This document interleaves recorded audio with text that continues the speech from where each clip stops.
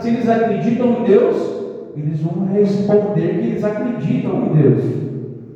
Se nós perguntarmos para algumas mulheres que usam o seu corpo para ganhar dinheiro, para a prostituição, se elas acreditam em Deus, elas vão falar que elas acreditam em Deus. Então a nossa salvação não está baseada apenas em fé, mas está baseada,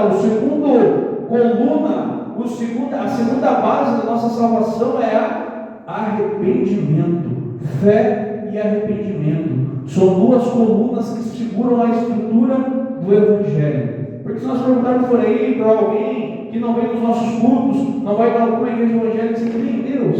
Eles vão dizer que sim.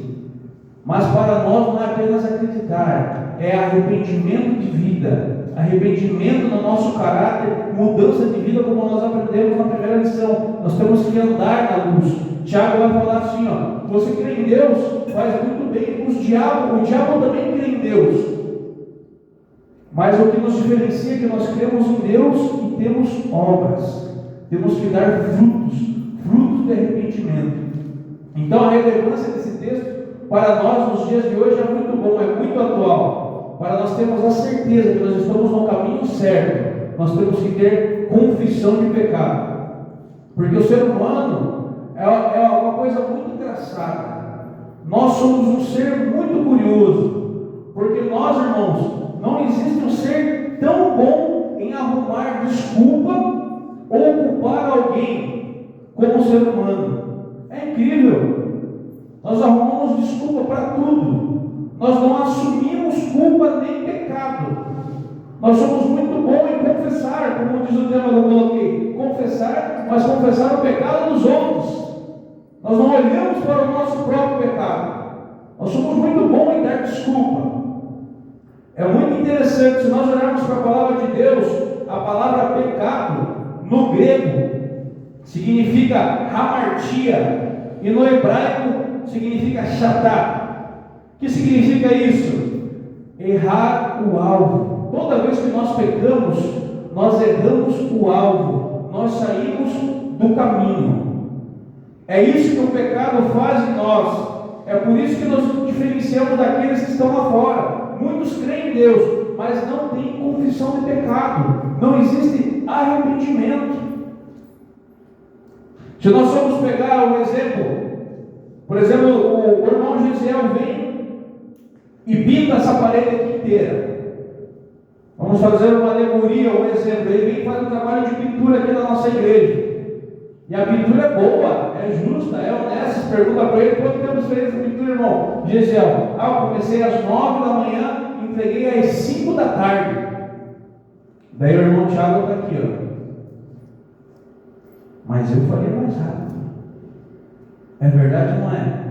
Tem algo dentro de nós que nós chamamos, a teologia chama de pecado original. Algo que nos leva, o nosso coração nos leva ao declínio, nos leva a nos afastarmos ao pecado. Existe em nós, enraizado em nós, porque nós recebemos isso de herança adâmica. Meu irmão vem aqui fazer um trabalho maravilhoso de pintura. A gente fica no nosso subconsciente, na nossa alma, murmurando e pecando aqui dentro. Aí já é o início do pecado. Ele vem e termina, faz um trabalho excelente, pastor, aqui. Mas eu fico aqui, ó. Ele entregou às 5 da tarde, meu coração está aqui, ó. Ele entregava antes do almoço. Ainda não deixava essa falhazinha que ele fez aqui, ó. Nós somos assim, irmãos.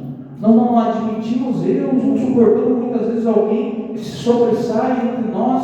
Nós sempre arrumamos uma desculpa. Sempre arrumamos alguma coisa, porque o ser humano ele é assim. E é natural que seja assim, porque é a herança de Adão. É a mesma coisa um aluno na escola. Aproveitando que temos alguns jovens aqui, quem nunca conheceu no teu tempo de escola aquele aluno nerd, aquele aluno que ele é o nota 10 da sala. Ele chega primeiro, ele sai por último. Em todos os trabalhos ele desponta. É sempre nota 10. Se bobear, ele se julga melhor até que o próprio professor. Quem nunca conheceu um aluno assim? Nós conhecemos pessoas assim.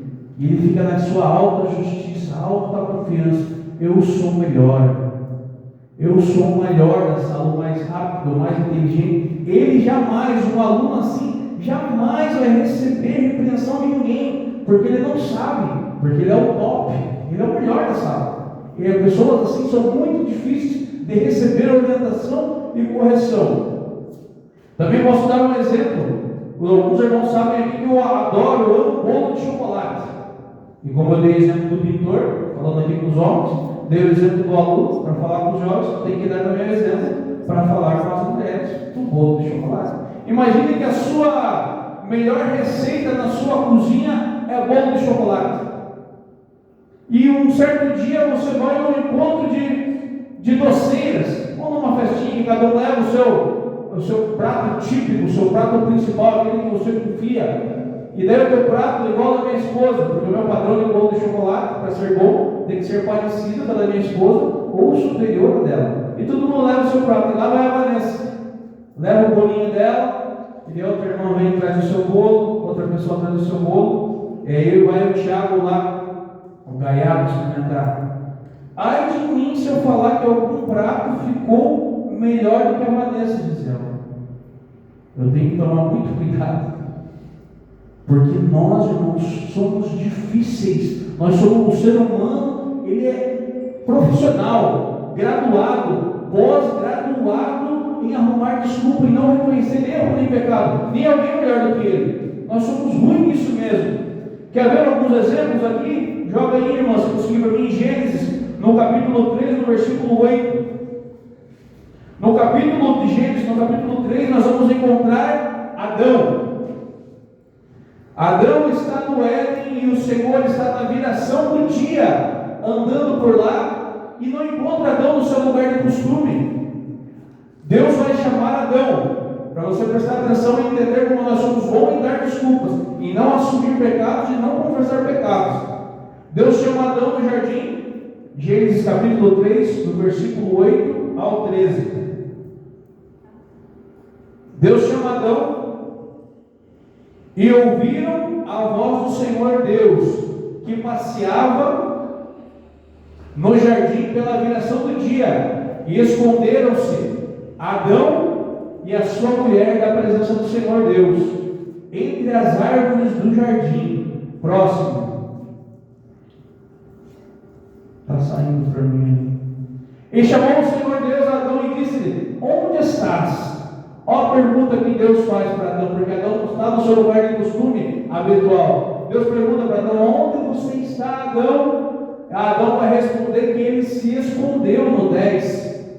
Ele disse: ouvi a tua voz no jardim de mim, porque estava nu e escondi-me. O próximo. E Deus disse: quem te mostrou que estava nu? Como você sabe que eu estava nu, Adão? Deus perguntando para Adão: comesse tu da árvore que te ordenei que não comesses? Então Adão disse: como nós somos péssimos, irmãos, em assumir responsabilidades, em assumir culpa, em assumir erro. O que Adão vai falar? A mulher que me destes por companheira, ela me deu, a culpa é dela, e eu comi. Então disse o Senhor: por que fizesse isso, então, a mulher, a serpente que me... Era até o 12, o 13. A serpente que me enganou e eu comi. Olha só aqui, olha só a sequência do pecado. Adão não assume a responsabilidade, não sabe receber repreensão ou orientação. Aí ele coloca a culpa na Eva. Aí Deus vem em Eva, cobra Eva, Eva coloca a culpa em quem? Na serpente.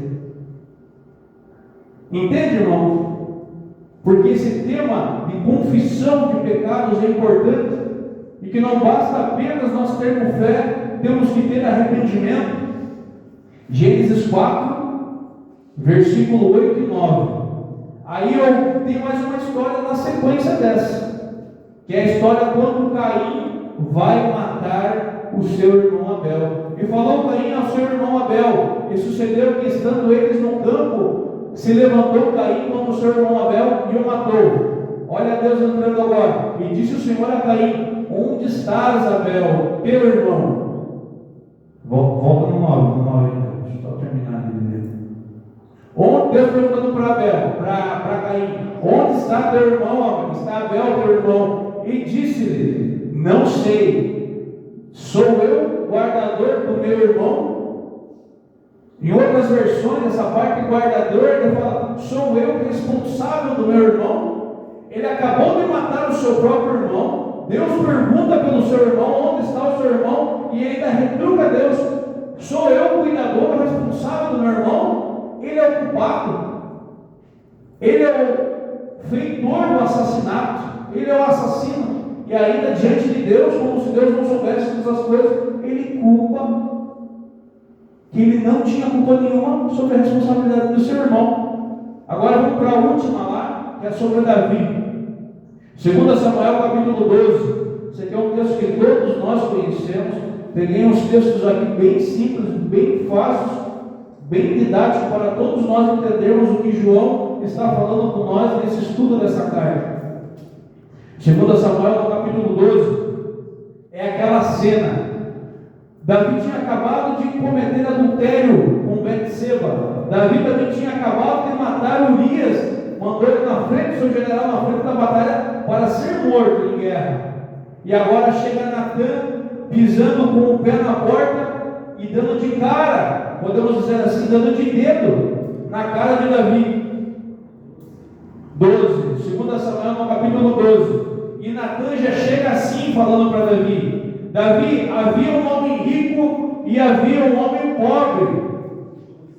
E esse homem rico, ele tinha muito gado. 2 Samuel capítulo 12.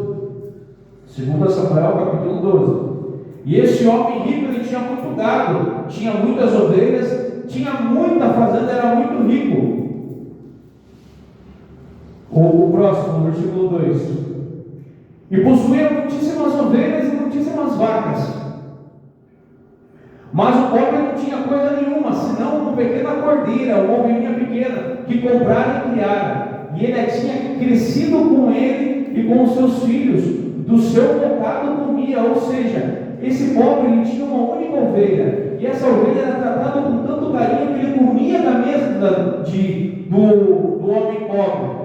Ele só tinha essa ovelha, e comia do seu bocado, e bebia do seu copo, e dormia no seu regaço, na sua própria casa, e tinha como filha. O homem rico tinha muitas ovelhas, muita vaca, e o homem pobre tinha só uma ovelhinha.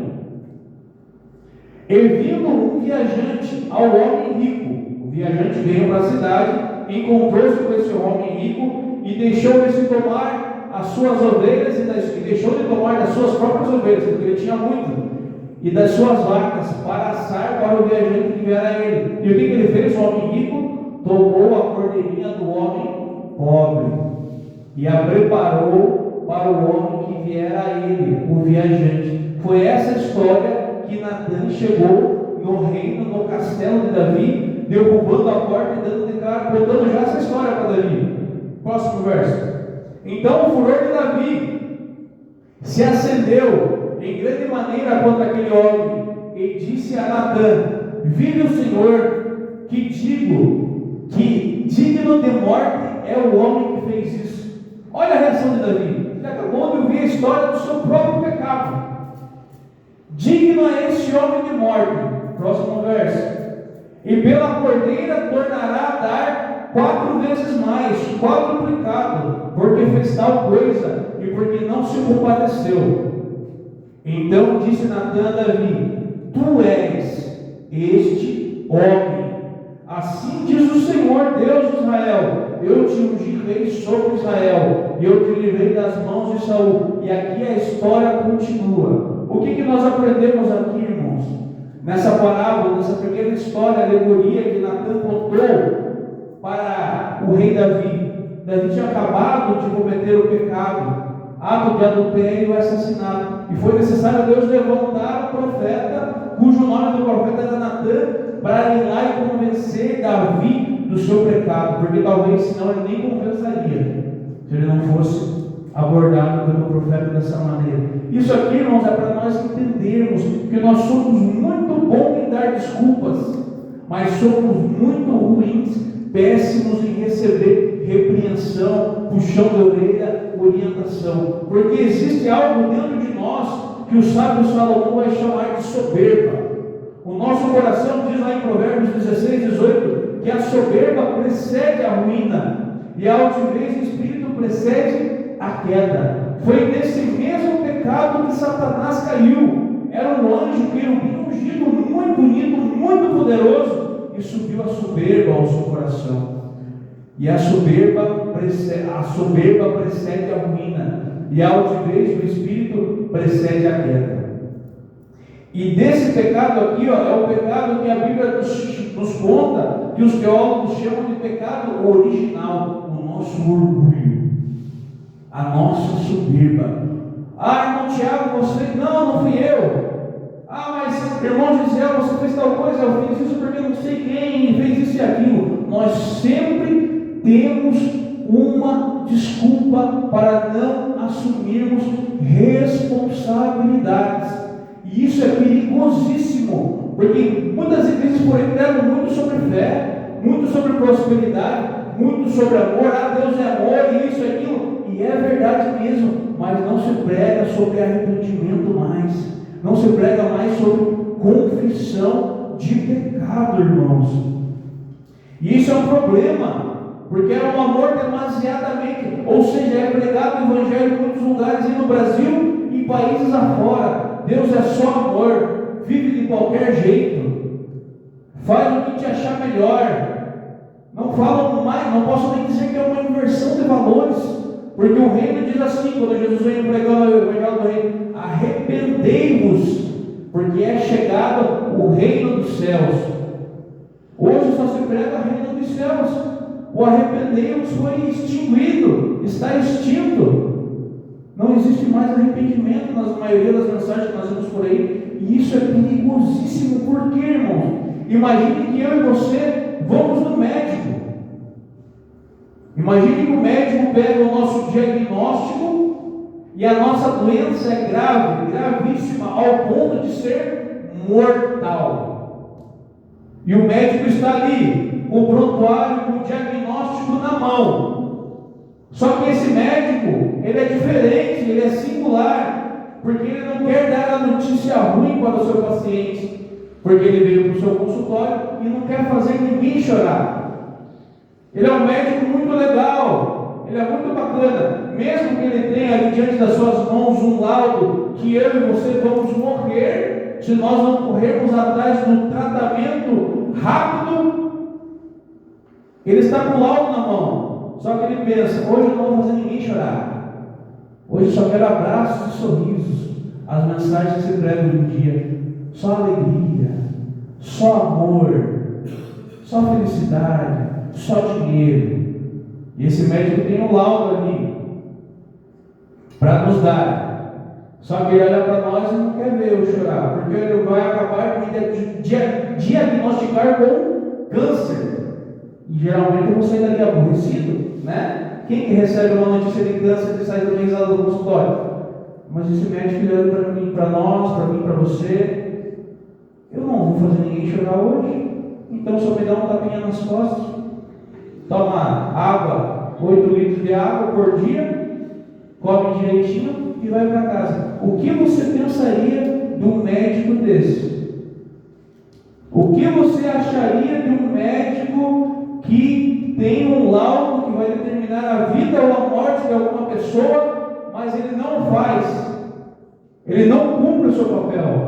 O mínimo que nós vamos achar desse doutor, desse médico, é que ele é imoral, ele é farsante, ele é um salafrário, ele não merece o CRM de médico, ele não deve administrar pacientes em lugar nenhum. E agora, sabe quem é esses médicos de hoje em dia? As maiorias das igrejas que estão por aí e não pregam mais sobre o pecado e arrependimento. Eles conhecem a palavra, eles têm o laudo e sabem que sem nós, sem arrependimento, sem Cristo, nós estamos indo para o inferno. É o câncer terminal. Mas eles querem like, eles querem visualização no YouTube, eles querem muitos amigos no Facebook, eles não querem fazer ninguém chorar. Então eles só vão falar uma coisa que Paulo já nos alertou lá em 2 Timóteo, no capítulo 4, versículo 3. E nos dias de hoje, as pessoas amontoarão comichões nos ouvidos e vão levantar doutores que massageiam o seu ego e não pregam mais a sã doutrina. O verdadeiro evangelho é fé e arrependimento. Mas a maioria dos médicos, dos mestres por aí, dos teólogos que enchem estádios, enchem congressos, eles só pregam de amor. Só sabem falar que amor é, Jesus é amor, e é mesmo. Mas é 50% da mensagem. Só pregam que Deus quer te dar prosperidade, e Deus quer mesmo, mas é metade do evangelho, não é o evangelho completo. Entende o risco, irmãos, disso? De ir em igrejas assim que não são saudáveis, que por não querer ver o meu irmãozinho chorar, então eu passo a mão nas costas dele e não repreendo ele. Se eu não fizer isso, o sangue dele está nas minhas mãos. Consegue entender esse evangelho de hoje em dia, irmãos? E nós podemos chegar à conclusão, pastor, que igrejas assim, que não repreendem, que não pregam confissão de pecado, que é o nosso tema hoje, segundo a carta de João, nós podemos dizer que essa igreja não habita mais o Espírito Santo. Mas, irmão Tiago, como você vai julgar? Você, meu irmãozinho, tão pequenininho, tão fraquinho, vai condenar essas grandes igrejas que lotam e só pregam o amor? Como você agora é legislador do Espírito Santo? Como você vai dizer qual igreja tem o Espírito Santo e qual igreja não tem? É muito fácil, através da palavra de Deus. Abre a tua Bíblia em João 16, no versículo 8. Vai falar que o ministério do Espírito Santo, o principal ministério, trabalho, obra do Espírito Santo é convencer o homem do pecado, da justiça e do juízo de Deus. Se a maioria desses pregadores, teólogos, pastores, grandes doutores não estão pregando sobre o pecado, o Espírito Santo não está lá. Eles podem dizer que lá aquela igreja está cheia de milagres, é cura atrás de cura, é bênção atrás de bênção, é giro para lá e meu Deus, é tudo, tem tudo naquela igreja, só não tem o Espírito Santo, porque o Espírito Santo, quando vier, convencerá o mundo da justiça e do juízo. Como eles podem dizer, Deus, Jesus está aqui, vem para cá, tem milagre, tem bênção, tem vitória, tem de tudo. Só não tem o Espírito Santo, só falta Deus lá. Eles podem dizer que tem cura, eles podem dizer, o Senhor está aqui, Deus está aqui, a mão de Deus está aqui, como alguns logos que nós vemos por aí em algumas igrejas, e alguns falantes, a mão do Senhor está aqui. Mas olha que a Bíblia diz lá em Mateus 7:22, muitos dirão naquele dia, Senhor, Senhor, em teu nome nós expulsamos demônios, Senhor, em teu nome nós fizemos milagres, Senhor, em teu nome nós fizemos grandes maravilhas. E o que Deus vai falar para esses grandes homens que controlam o Espírito Santo e pregam o Evangelho por aí? Versículo 23. Então Deus vai dizer para eles abertamente, nunca vos conheci, apartai-vos, se afaste de mim, vós que praticais iniquidade. Vocês conseguem entender, irmãos, o tema relevante que nós estamos aqui? Você consegue identificar agora onde Deus está de verdade, onde Deus não está? Não ligue se a igreja está cheia, não ligue se a outra igreja tem 1000 membros, 1 milhão de membros, se não tiver pregação que fala sobre o pecado, sobre a confissão de pecado, Deus não está lá. Não tenha dúvida disso, o Espírito Santo não está lá. 2 Coríntios, no capítulo 11, versículo 14, diz que Satanás ele se disfarça de anjo de luz. E você acha que ele mudou? Esse livro aqui tem 2000 anos, o Novo Testamento. Você acha que Satanás mudou a estratégia dele? Você acha que ele não está enganando muitos aí em ginásios lotados, em igrejas bombando, só dizendo que Deus é amor, é isso, a promessa, é bênção, é vitória, é fogo? Não tiver arrependimento, se não tiver confissão de pecado, nesses lugares eles estarão indo para qualquer lugar, menos o céu. Vamos para a terceira evidência e já vamos terminar, irmãos. Provérbios 28:13. O sábio Salomão vai dizer que aquele que confessa o pecado e deixa, alcança misericórdia. Então nós temos um grande problema para resolver. Todos nós temos um grande problema, só que nós identificamos ele alguns de maneira errada. Muitos pensam que ter problema é não ter dinheiro.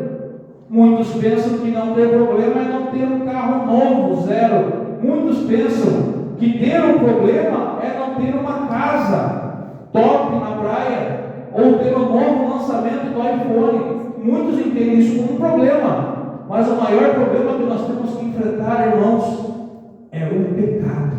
Esse é o grande problema que nós temos que lidar. O problema não é se a minha carteira está cheia ou vazia, se o meu carro está ruim ou está bom, se a minha bicicleta está assim, está assado. O nosso grande problema é o pecado. Já é 9h32, tinha mais algumas coisas para falar. Tem que começar a passar mais cedo, né, pastor? Mas eu quero. Quem me aguenta por mais 5 minutos? Precisamos terminar. Amém? O nosso grande problema, então, é o pecado. Salmo 51, no versículo 5, para você entender que o nosso problema não é dinheiro, não é roupas da moda, não é vestir uma bolsa, fala uma bolsa famosa aí, Prada, Gucci, um tênis da Nike de último modelo. Não, o nosso problema é o pecado, e o maior ainda é quando nós não confessamos ele. Salmo 51, versículo 5, Davi vai falar que em iniquidade ele foi formado. Aonde que ele é formado? No ventre da sua esposa. Ele falou que lá no ventre da sua mãe já existia iniquidade. Acredita nisso? Se você não acredita, você tem um grande problema, porque é a Bíblia, não sou eu que estou falando. Eis que em iniquidade fui formado, em pecado me concebeu minha mãe. Então, desde a nossa tenra mocidade, na nossa infância, nós já andamos com o pecado. Queria falar um pouquinho mais disso, ia dar o exemplo das minhas filhas sempre, que agora estão bons juntinhos aqui. Mas lá em casa, quando uma briga com outra, como é que é lá em casa? O pau come, parece tão lindas, parecem princesas. Mas irmãos, nós também já fomos crianças, nós sabemos que é assim. Crianças brigam, e desde a sua tenra infância, desde os seus primeiros dias. Vou dar um exemplo bem rapidinho, porque se me deram 5 minutos. Quando a minha filha tinha 3 anos e a outra tinha 1 ano, irmãos, uma pilha de ursinho para todo lado. Só que justamente aqui, ó, um exemplo para vocês entenderem. Aqui tinha um ursinho, e elas não queriam tocar nesse ursinho, Juliana. Estavam brincando para lá e para cá. Esse ursinho estava aqui, ó, de bobeira, de vaga, ninguém dava atenção. Mas no momento que a Lolo pegou a mão nesse ursinho, começou a Segunda Guerra Mundial na sala da minha casa. Começaram a brigar, não, mas é meu, e puxa para lá, puxa para cá. Só faltava rasgar o ursinho, mas o que tem a ver esse problema? Para vocês entenderem, quem ensina os nossos filhos a desobedecerem? Quem ensina a eles se comportarem mal? Somos nós, os pais? Não, isso é iniquidade que já está sendo formada desde quando eles são crianças, irmãos. Segundo exemplo, que nós somos pecadores desde a nossa infância, as nossas obras diante de Deus também são pecado. As nossas boas obras, o profeta Isaías, no capítulo 64, versículo 4, vai falar que as minhas melhores obras diante de Deus não passam de trapo de imundícia. Eu quero dar um exemplo rapidinho da açougueira aqui, se vocês me permitem. Vamos dizer que nós estamos indo no açougue, no dia da carne. No mercado que você costuma ir, eu vou aqui no Pague Menos, mas vamos colocar o avareço. Sexta-feira da carne, pastor. A picanha é R$50 o quilo, mas na sexta-feira é 25. E você olha para o açougueiro, nossa, só falta fazer uma declaração de amor para o açougueiro, que ele é tão bonzinho, né? Pô, todo dia eu venho aqui 50 quilos da picanha, mas hoje é 25. Só que aí, para nós entendermos, é que na verdade, aquela picanha que está ali, que o preço é baratinho, Giovanni, não é porque o açougueiro é bonzinho, é um amor, nós queremos levar ele para casa. Não, não é isso. É porque aquela carne, se ele não vender, vai pro lixo. E nós pensamos que o açougueiro está sendo bom para a gente. E nós pensamos que nós estamos comprando uma grande promoção. E você entra lá com um sorrisão, Colgate. Mas a verdade é que está vindo um caminhão com a carne fresca. E que hora que chegar ali, o preço volta a ser 50 de novo. E a gente toma na cabeça. Entendeu? Para vocês entenderem mais ou menos que não existem boas obras. Isaías vai dizer que as nossas obras são como trapos de imundície. Não tem nada de bom que nós podemos fazer sem querer alguma coisa em troca. Tudo que nós temos de bom, nós queremos alguma coisa em troca. É o nosso coração orgulhoso, é o pecado adâmico. Então temos pecado na tenra infância, desde o ventre. Temos pecado nas nossas obras, e o último para nós encerrarmos, o nosso coração. Jeremias 17, versículo 9, diz que o nosso coração ele é enganoso. Ele é a coisa mais perversa que nós podemos enfrentar, é o nosso coração. Por quê, irmão Tiago? Porque nós podemos acabar de escutar uma palavra dessa, como pecado. A tua mãe pode dizer e vir: meu filhinho, não faça isso. Veio o teu líder e fala: não faça isso. Veio o teu patrão do teu serviço: não faça isso, não faça aquilo. Eles dão conselhos para o teu bem, para o teu sucesso. O que nós fazemos? Desobedecemos, porque o nosso coração enganoso é o coração, mais do que todas as coisas, e perverso, quem o conhecerá? Nosso coração vive nos enganando. Se nós não estivermos com as escrituras abertas, lendo, estudando, buscando a Deus, nós seremos enganados. O nosso coração pode nos enganar. Tua mãe nunca te deu conselho na vida: não faça isso, não faça aquilo, e você, por ser teimoso, você vai lá e faz, enfia o pé na jaca. É o teu coração, o famoso, ele mesmo, cardíaco, batendo aqui, te enganando mais uma vez. Irmãos, coloque de pé. Na próxima sexta-feira estaremos continuando esse estudo do Evangelho de João, e hoje nós falamos sobre confissão de pecado. É tão importante como ter fé. Se a fé não vier seguida de arrependimento, a nossa luta é vã, a nossa estada aqui é inútil. Então, confissão de pecado.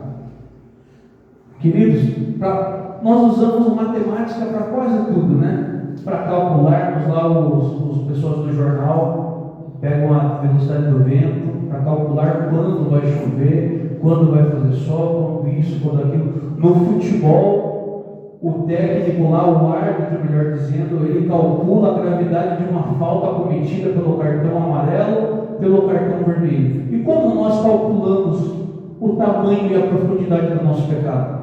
Você sabe como nós calculamos a grandeza, o perigo e a imensidão do nosso pecado?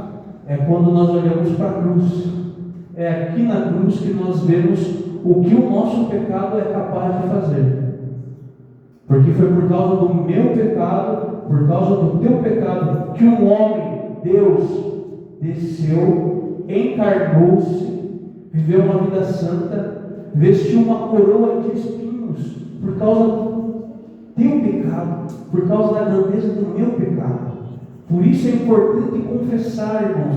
A Bíblia fala, alguns teólogos dizem que os pregos que transpassaram a mão de Jesus tinham aproximadamente 20 centímetros. Jesus recebeu 39 chicotadas, e cada ponta daquele chicote tinha de 3 a 8 tiras, trazendo nas suas costas mais de 100 ferimentos, mais de 100 cortes. O salmista Davi diz no Salmo 22 que quem olhava para Jesus, para Cristo pendurado na cruz, no Salmo 22 diz que conseguiu enxergar os ossos de Cristo. E ele sofreu isso por mim e por você. Isso é para nós termos uma noção do que o nosso pecado é capaz de fazer. Amém? Vamos orar.